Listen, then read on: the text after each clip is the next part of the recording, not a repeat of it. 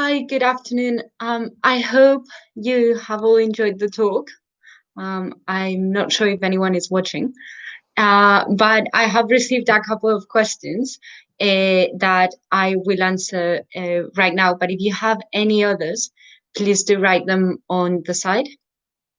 So the first question I received is whether um, hi, Javier.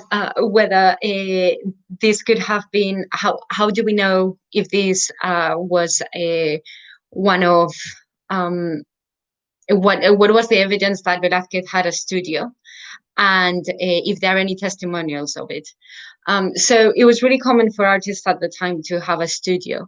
It was common practice because of the number of copies that were produced of portraits, for example, but also there are lots of letters that refer to it.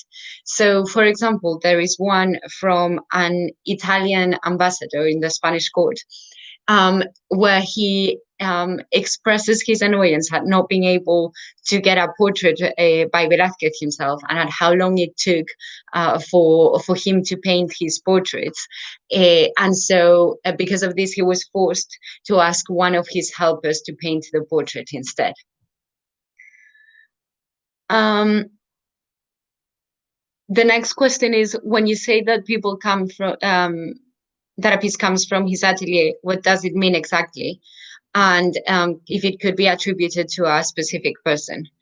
So usually when we say that a piece is a studio of, it means that it was painted in the entourage of the artist by someone trying to emulate him and follow him very closely.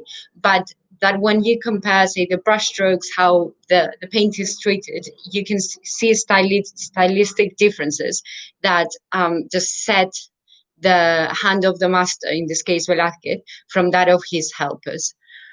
It is very difficult to ascribe an exact name to each painting. It's not an exact science, but through stylistic comparisons, using paintings that are fully attributed, where we have no doubt, where there are letters and documents saying that Velázquez painted this picture, and comparing them to other paintings where we know that, for example, El Mazo painted the picture, and making those comparisons, then we can start to differ one style from the other and figure out who might have participated in the painting of a composition.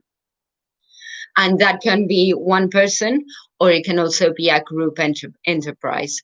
It may depend on the scale of the painting, or just simply that, say, Velázquez could have painted the main figure and the rest was left to the studio. Mm-hmm. I don't know if there are any more. Oh, here. We often see, so why were so many copies produced of certain compositions? So, for example, in the case of royal portraits, this was often because, well, it was because they were diplomatic tools.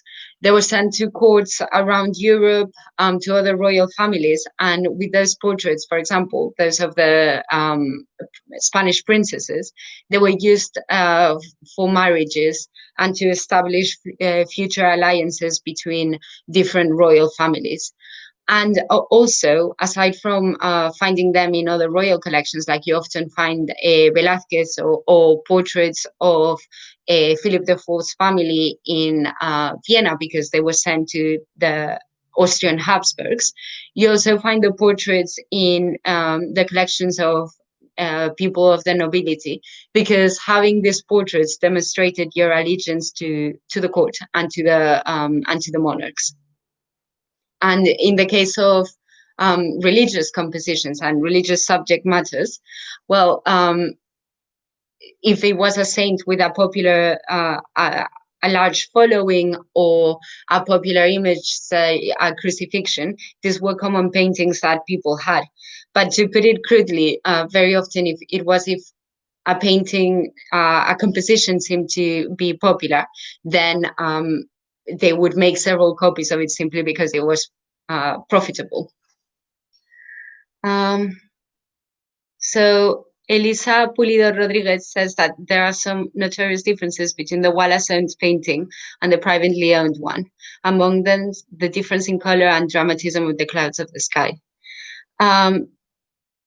If these are intentional, and why they happen. So, for instance, the clouds, I think that's one of the main places where you can see the difference between how Velázquez would treat clouds, which are often very expressive, beautiful skies, and this one, which are quite a lot more calm. And I think that's one of the places where we can really differentiate the style of one to the and the other, and say that the Wallace picture is not by Velázquez.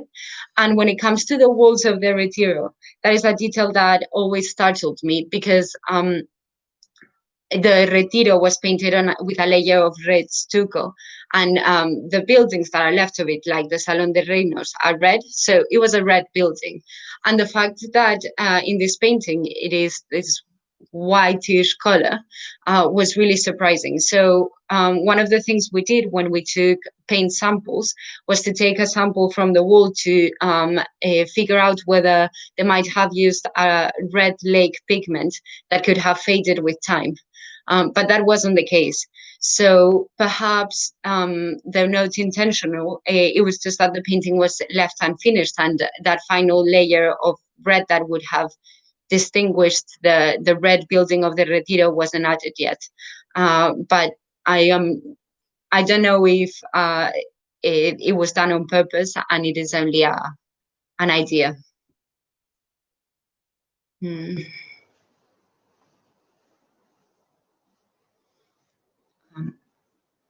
I don't know if you have. Oh, yeah, another one. Oh, the dwarves. So there are lots of paintings of dwarves by Velázquez, and they're often some of the most expressive ones. This is perhaps because though they were members of the court, that they were known as men of pleasure because they were there to for the enjoyment of the court. They could be portrayed without having to abide to the strict protocol of the nobility or the royal family. So you can often see their character more, and Velázquez loved to portray them. Also, though it is kind of cruel, they were often portrayed alongside monarchs or other people in royal portraits to differentiate the main sitter and to enhance his qualities by comparison to the other person, to the dwarf. And so I don't know if it is the case here, where it is kind of saying like, here is an adult a dwarf, and here is what a child could be doing. But these are like quite cruel things. But in general, they were just jesters, and they were there for the enjoyment of the court. And perhaps the fact that they are depicted in this painting is just really showing that it is an everyday genre scene, a normal day at court, and these people are just going about the normal doings, serving the prince.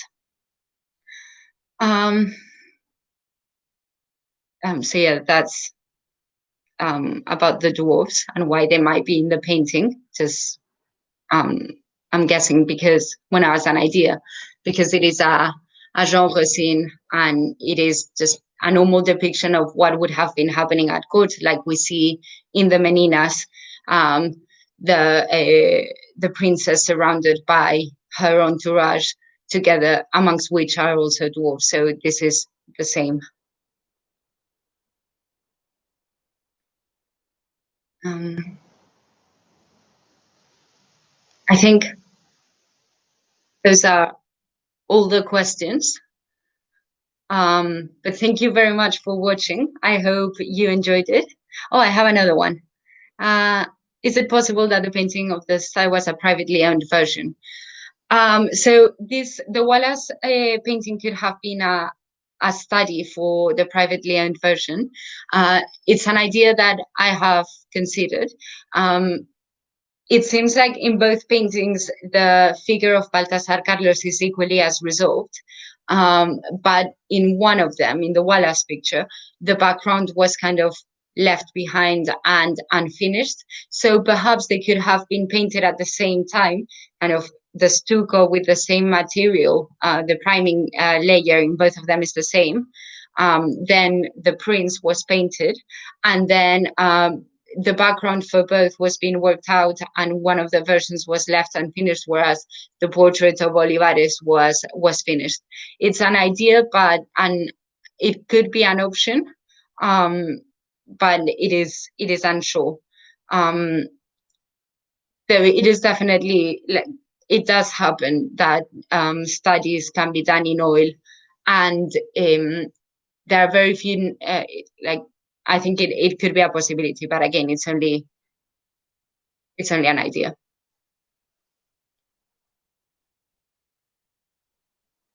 Mm,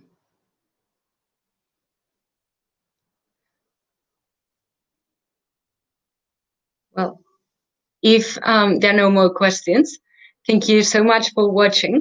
There will be another talk by my colleague Felix Torzo next week, on the Alcázar of Madrid. So also linked to, it's very well timed because he takes off where I leave my talk at the end of the Habsburg rule over Spain. But I really hope you enjoyed it, and yeah, have a really good evening. Bye.